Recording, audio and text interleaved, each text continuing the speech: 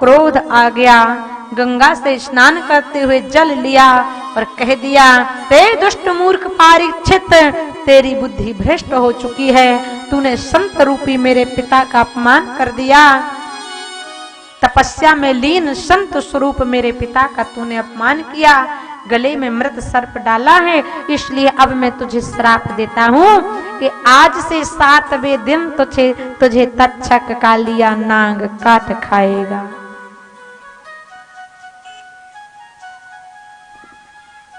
ईमानदारी से बताना, 8वां दिन तो किसी के लिए हुआ ही नहीं कि हुआ है? हम हिरण्याकश्यपु थोड़ी हैं, बोलो राधे राधे। अरे 7वें दिन तो सबको जाना है। सोमवार को जन्म होता है, मंगलवार को बाल अवस्था, बुधवार को विवाह हो जाता है, गुरुवार को बाल बच्चे हो जाते, शुक्रवार को जवानी ढल जाती, शनिवार को बुढ़ापा आ जाता और रविवार को गोविंदाय नमो। तो 7वें दिन तो सबको जाना है महाराज, 8वां दिन तो किसी के लिए नहीं हुआ। लेकिन संत का कभी श्राप नहीं होता, संत का श्राप हमेशा आशीर्वाद होता है। राजा परीक्षित को ज्ञात नहीं था कि 7वें दिन मेरी मृत्यु है, लेकिन संत ने बता दिया कि 7वें दिन तुम्हारी मृत्यु है, अगर उद्धार चाहते हो तो अपना उपाय कर लो। संत क्योंकि आशीर्वाद देते। और समीक ऋषि के पुत्र श्रृंगी ने श्राप दिया और उनका श्राप श्रोधार भगवान ने किया। क्यों? इसलिए कहते हैं ना, बेटा बेटी को संस्कार ऐसे दो ना कि जो संस्कार मरते वक्त भी कभी खत्म ना हो। लेकिन आजकल तो लोग बड़े बड़े संस्कार देते हैं। एक गांव में एक बेटा और पिता रहता था। अब एक दिन मास्टर साहब आए बेटे के, कहने लगे, बेटा ये तुम्हारा घर है क्या?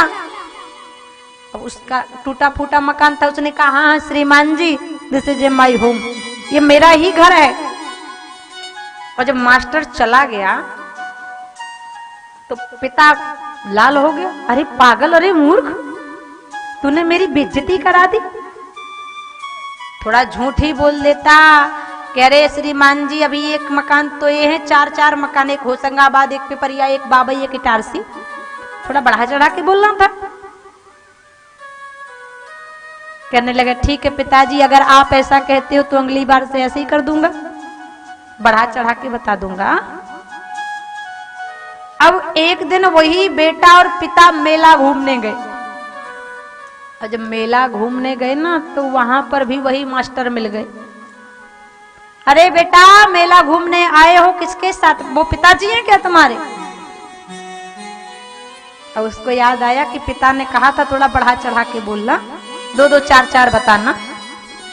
कहने लगा मास्टर साहब, हाँ हाँ, अरे वो तो पिताजी है ही, लेकिन ऐसे पिताजी तो 4 हैं अभी, एक इटारसी में, एक होशंगाबाद में, एक बाबई में, एक पिपरिया में।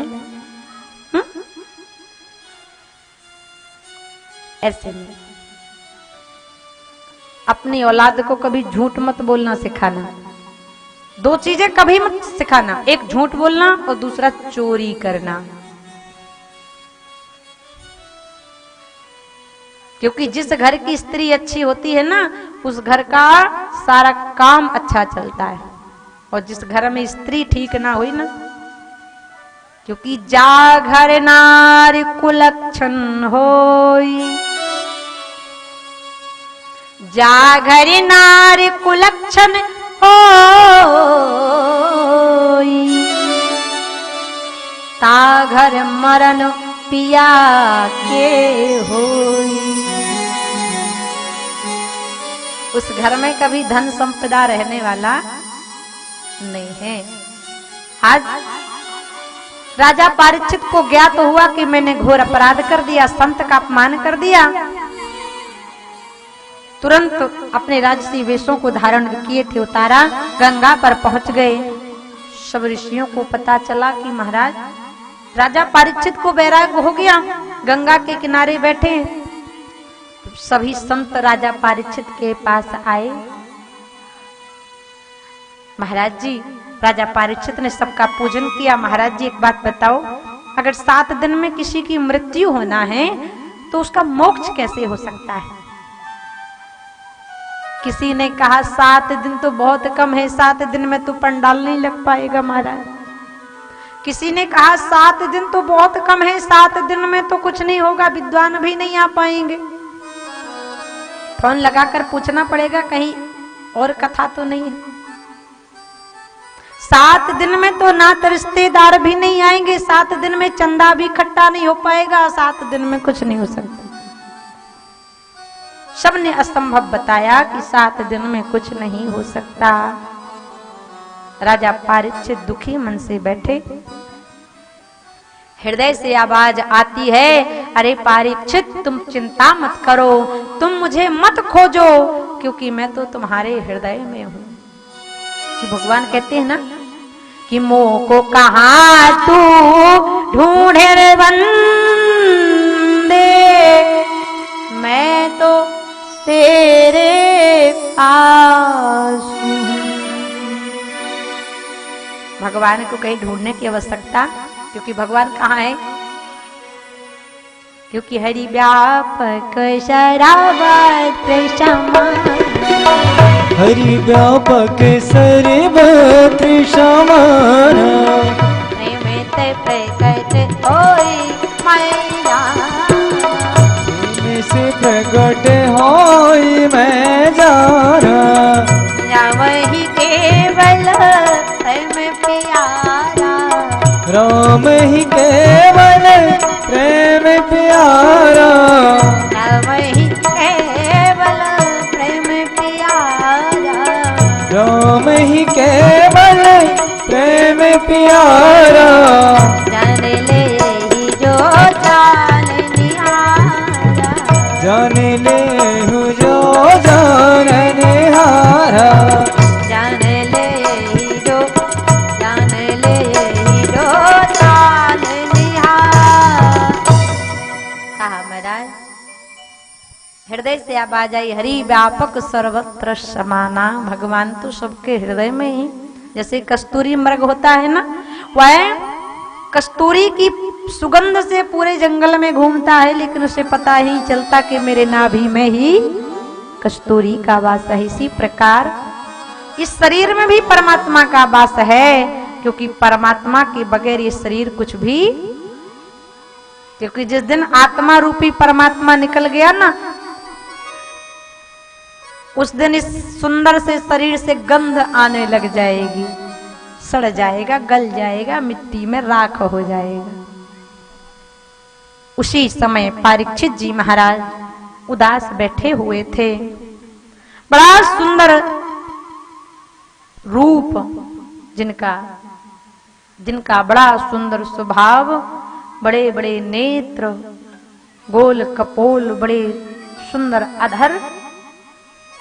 महाराज जिन्हें सारी स्त्रियां घेरे हुए हैं, जिनका मुखार बिंद चंद्रमा की लालिमा की तरह दिखाई दे रहा है। 16 वर्ष की जिनकी आयु, जिन्होंने जन्म से ही अपने मां का दूध नहीं पिया, माता पिता की ओर मुड़कर नहीं देखा, अवधूत वेश, कथम मनोभागम शुकदेवो व्यास पुत्र।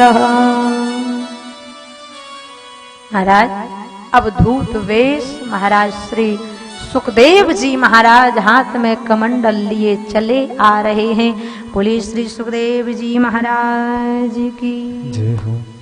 राजा परीक्षित ने देखा, प्रणाम किया, चरणों को धोया, तिलक चंदन लगाया, प्रणाम करके कहा, महाराज जी अगर 7 दिन में किसी की मृत्यु होना है और उसे मोक्ष चाहिए तो क्या हो सकता है, कुछ प्रबंध। श्री सुखदेव जी महाराज ने कहा, राजन अरे तुम्हारे पास तो भी बहुत समय पड़ा है, 7 दिन महाराज खटवांग ने तो एक पल में ही मोक्ष पा लिया था, तो तुम्हारे पास तो अभी 7 दिन है महाराज। व्यर्थ चिंता मत करो, आसन लगाओ, व्यासपीठ बना। श्री सुखदेव जी महाराज ने राजा परीक्षित को भक्ति ज्ञान यज्ञ वैराग की कथा, पतित पावनी मोक्षदायिनी श्रीमद् भागवत की कथा का कहना प्रारंभ कर दिया। बोलो भागवत भगवान की जय हो। अब श्री सुखदेव जी महाराज आसन पर बैठे, नीचे महाराज परीक्षित जी बैठे, क्योंकि वक्ता का आसन ऊंचा लगाया जाता है और श्रोता का नीचे। क्यों? क्योंकि अगर प्यास लगी है, कोई पानी पिलाने वाला है, तो जो पानी पिलाएगा उसका हाथ ऊपर रहेगा और पीने वाले का नीचे। जितने लोग बैठकर कथा सुनते हैं, सबके हृदय में भागवत जी समाहित हो जाते हैं। वो भगवान की कथा तो कभी खड़े होकर सुनना नहीं चाहिए। भगवान की कथा सुनना चाहिए बैठकर, और किसी नेता का भाषण हो रहा हो तो सुनना चाहिए खड़े होकर। ना जाने कब लाठी चार्ज हो जाए।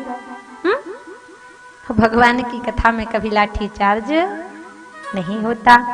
हरे नाम हरे नाम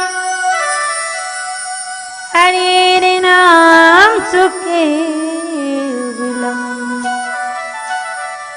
चलो नास्ते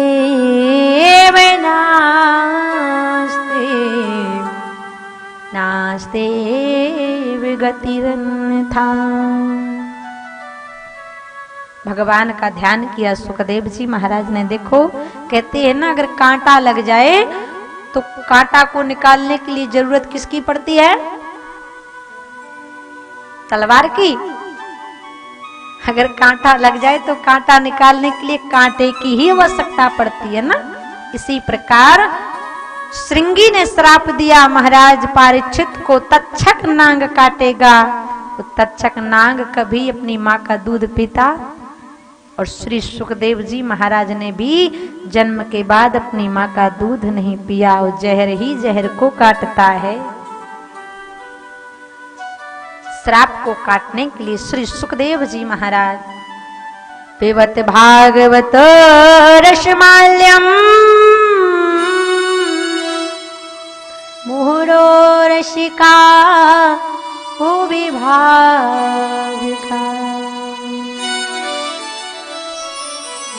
श्रीमद् भागवत की कथा श्री सुखदेव जी महाराज राजा परीक्षित को सुनाते हैं।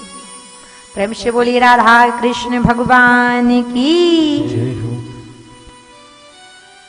कहते हैं ना, जो जिस लायक हो हमें उस प्रकार का काम करना चाहिए। 4 चीजें हमें समानता वालों में करना चाहिए। लायक हो से कीजिए ब्याह बैर अरु प्रीत। 4 चीजें अपनी समानता वालों में करो। प्रेम करो, विवाह करो, मित्रता करो और शत्रुता। श्री सुखदेव जी ने कहा है परीक्षित ध्यान देना,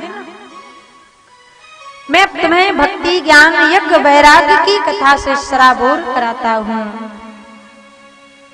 एक बार भगवान नारायण जब अपने शेष सैया पर लेटे, भगवान के हृदय में विचार आया कि अब मैं एक से अनेक होना चाहता हूं। तो भगवान के नाभि से कमल निकला, कमल से ब्रह्मा जी महाराज का उद्गम हुआ। बोली ब्रह्मदेव भगवान की। 1000 वर्ष तक ब्रह्मा जी को पता ही नहीं चला कि मैं कहां से आया और मुझे करना क्या है। 1000 वर्ष के बाद 2 शब्द सुनाई दिए, तपः। हे ब्रह्मा, जाओ तुम तप करो।